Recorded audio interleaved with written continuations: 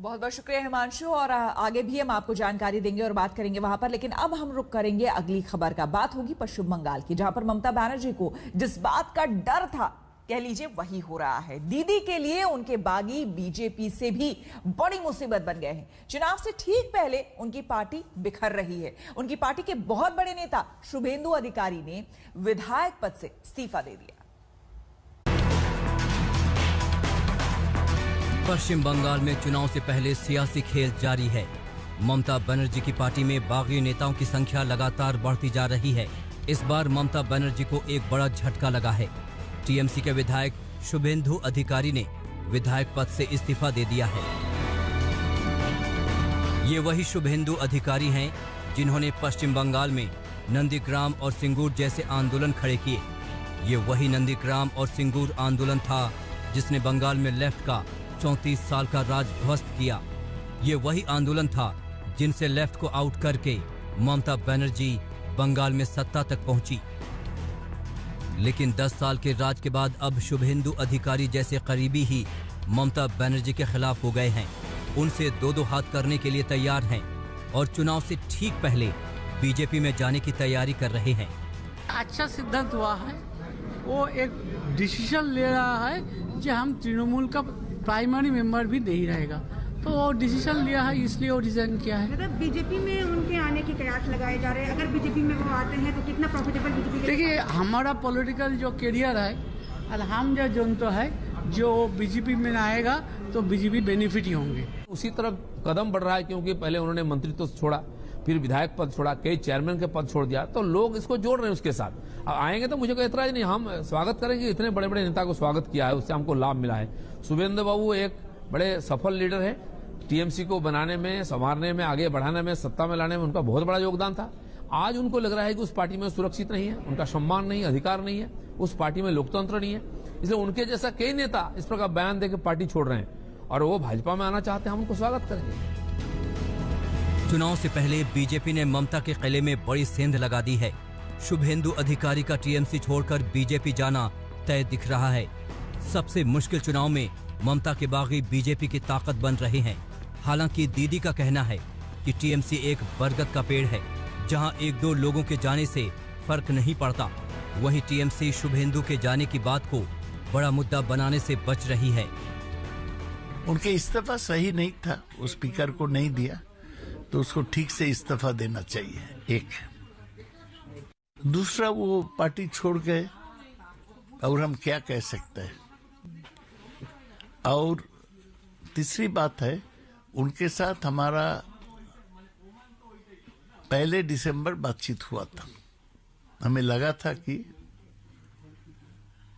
बातचीत सही रहा, लेकिन 2 तारीख उन्होंने व्हाट्सएप करके बताया कि हम एक साथ काम नहीं कर सकते। उस दिन हमने अनाउंस कर दिया कि हम शुभेंदु से और बातचीत नहीं करेंगे, क्लोज चैप्टर है। ममता और टीएमसी भले ही शुभेंदु के इस्तीफे को भाव नहीं दे रही है, लेकिन सच ये है कि टीम ममता बागियों से परेशान है। वो किसी तरह से इन्हें कंट्रोल करने में जुटी थी। शुभेंदु को भी मनाने में पूरा जोर लगा दिया था।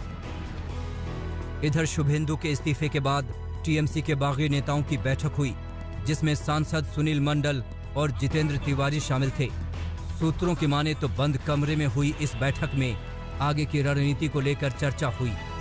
विधानसभा में घुसकर विधायक के पद से इस्तीफा देकर शुभेंदु अधिकारी ने ये तो साबित कर दिया है कि आने वाले दिनों में अब वो अपनी राह बदल रहे हैं। लेकिन क्या ये डगर बीजेपी की तरफ जाएगी, और अगर जाएगी तो क्या अपने साथ कई और लोगों को भी लेकर जाएगी? ऐसे कई सवाल हैं जिनका जवाब अभी मिलना बाकी है। लेकिन फिलहाल ममता बनर्जी को इससे और तृणमूल कांग्रेस को एक बड़ा झटका जरूर लगा है। जब अपने ही खेल का एक बड़ा खिलाड़ी दूसरी तरफ चला जाए तो खेल में दिक्कतें आना मुनासिब है। कैमरा पर्सन तापस बैरी के साथ मनोज्ञा लोईवाल, कोलकाता, आज तक। और आपको बता दें कि किसान आंदोलन का आज 22वां दिन है, लेकिन अब तक किसानों की नाराजगी दूर करने में सरकार नाकामयाब रही है। किसान आंदोलन को सुलझाने की कोशिश अब सुप्रीम कोर्ट में शुरू हो गई है। कल सुप्रीम कोर्ट में दाखिल याचिकाओं पर लंबी बहस चली, जिसके बाद आज एक बार फिर सुनवाई होनी है। 22 दिन और किसानों का आंदोलन जारी है। कृषि कानून को लेकर किसानों के तेवर कम होने का नाम नहीं ले रहे हैं। किसान ठंड में सड़कों पर डटे हैं। वहीं सरकार की ओर से भी कोई बीच का रास्ता नहीं निकल रहा। किसानों के आंदोलन के गतिरोध को खत्म करने के लिए सरकार लगातार माथापच्ची कर रही है। मामला सुप्रीम कोर्ट भी पहुंच गया है, जहां आज एक बार फिर सुनवाई होनी है। कल किसान आंदोलन को लेकर सुप्रीम कोर्ट में पहले दिन सुनवाई हुई। सुप्रीम कोर्ट ने कहा कि हम इस मामले में एक कमेटी का गठन करेंगे जो इस मसले को सुलझाएगी। इसमें किसान संगठन, केंद्र सरकार और इस मामले से जुड़े दूसरे लोग होंगे। कोर्ट ने केंद्र, पंजाब और हरियाणा सरकार को नोटिस जारी किया है। कोर्ट ने कहा कि किसान और सरकार बैठकर कमेटी के सदस्यों के नाम सुझाएं। पार्टी बढ़ाएंगे तो जाएंगे हमारे लोग वहां से, बात करेंगे कमेटी से कि क्या उनका निर्णय रहेगा। तो अगर हम ये बात कहें कि आपने अभी तक तो यस और नो पर रुख रखा हुआ है, और अगर कोई कमेटी बनती है या बातचीत का कोई रास्ता सुप्रीम कोर्ट के कहने पर निकलता है, तो क्या आप कानूनों को वापस लेने के अलावा भी कुछ बात पर मान सकते हैं? बात करेंगे कल कोर्ट का क्या आता है, कोर्ट की क्या डायरेक्शन आ रही है, तो उसमें बात करेंगे। वो तो कल ही, अब कोर्ट का क्या निर्णय होगा, निर्णय तारीख लगने से पहले निर्णय तो नहीं कोई बता सकता कि क्या होगा। सुप्रीम कोर्ट के चीफ जस्टिस की अगुवाई वाली बेंच की ओर से की गई सुनवाई में बहस हुई। इस दौरान याचिकाकर्ता के वकील के अलावा केंद्र सरकार की तरफ से सॉलिसिटर जनरल तुषार मेहता शामिल हुए। चीफ जस्टिस ने पूछा, याचिकाकर्ता कौन है, क्या किसान है? याचिकाकर्ता के वकील ने कहा कि नहीं, लॉ स्टूडेंट है। सीजेआई ने पूछा, आपकी याचिका क्या है? वकील ने कहा कि हमने बॉर्डर खोलने को लेकर याचिका दाखिल की है, क्योंकि शाहीन बाग मामले में अमित साहनी के केस में कोर्ट ने कहा था कि रास्ता जाम करके प्रदर्शन नहीं कर सकते। सीजेआई ने पूछा, शाहीन बाग में कितने लोगों ने रास्ता रोका था? सीजेआई ने कहा कि हम इस मामले को सभी पहलुओं से देखेंगे, लेकिन लॉ एंड ऑर्डर की परिस्थिति में कोई पिछला उदाहरण नजीर नहीं हो सकता। कोर्ट अब आज दोनों पक्षों की बात सुनेगा।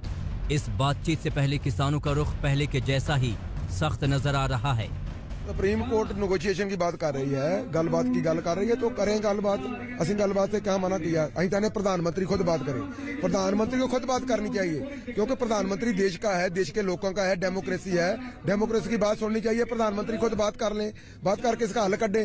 सुप्रीम कोर्ट में पै के मीडिएटर प्रधानमंत्री निर्देश करें भी वो गल करे, उसमें क्या बात है, कमेटी बनाने की क्या बात है, जो भी हो उसमें पढ़ लेंगे, समझ लेंगे, अपने जो है साडे एडवोकेट है उनसे सलाह करेंगे। एक याचिका में दिल्ली बॉर्डर को खाली कराने की मांग की गई है। इस पर भी सीजेआई ने याचिकाकर्ता के वकील से सवाल पूछा। सीजेआई ने पूछा, आप बताइए कौन से किसान एसोसिएशन ने रास्ता रोका है? याचिकाकर्ता ने कहा कि इसकी जानकारी नहीं। कोर्ट ने कहा, अगर आप कोर्ट की मदद नहीं करना चाहते तो फिर बहस ना करें। फिर चीफ जस्टिस ने सॉलिसिटर जनरल से पूछा, कौन कौन से किसान यूनियन हैं जिन पर रास्ता रोकने का आरोप है? एसजी तुषार मेहता ने कहा कि सरकार किसानों से लगातार बातचीत कर रही है, लेकिन किसान कानून रद्द करने को लेकर अड़े हैं। सीजेआई ने कहा, आप हमें किसान संगठनों के नाम दीजिए। सुप्रीम कोर्ट की एंट्री के बाद उम्मीद की जा रही है कि शायद कोई बीच का रास्ता निकले। बहरहाल किसान और सरकार के बीच टसल जारी है और अब तक आंदोलन खत्म होने को लेकर कोई संकेत नजर नहीं आ रहे हैं। कुमार कुणाल और अनिशा माथुर के साथ संजय शर्मा, दिल्ली आज तक। हम रुकेंगे एक नमस्कार, मैं हूं अंजना ओम कश्यप। हमें उम्मीद है ये वीडियो आपको पसंद आया होगा। लेटेस्ट खबरों के लिए यूं ही देखते रहिए आज तक, और इस वीडियो के पसंद आने पर लाइक, शेयर एंड सब्सक्राइब करना ना भूलें।